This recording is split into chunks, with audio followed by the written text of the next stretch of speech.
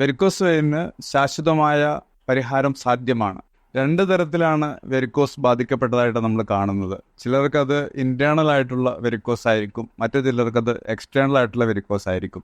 ഈ ഇന്റേണൽ വെരിക്കോസുകാർക്ക് ഭയങ്കര പെയിൻഫുൾ ആയിരിക്കും. രാത്രിക്ക് നന്നായിട്ട് ഉറങ്ങാൻ പോലും അവർക്ക് കഴിയില്ല.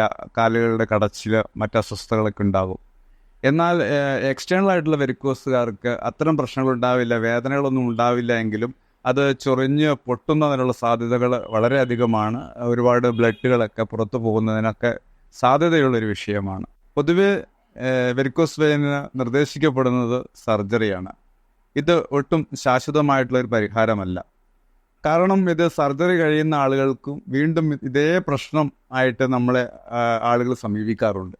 ഇവിടെ എലമെന്റ് ട്രഡീഷണൽ ട്രീറ്റ്മെന്റ് സെന്ററിൽ കപ്പിംഗ് തെറാപ്പിയും അതുപോലെ തന്നെ മസാജിങ്ങും ഒക്കെ ക്ലബ് ചെയ്തുകൊണ്ടുള്ള പ്രത്യേകമായ ഒരു ചികിത്സയിലൂടെ ഒരു പരിധിവരെ അതിനെ നിയന്ത്രിക്കാനും വേദനകളില്ലാതെ അത് പൊട്ടി വ്രണമുണ്ടാകാതെ കാലുകളെ സംരക്ഷിക്കാനും കഴിയും.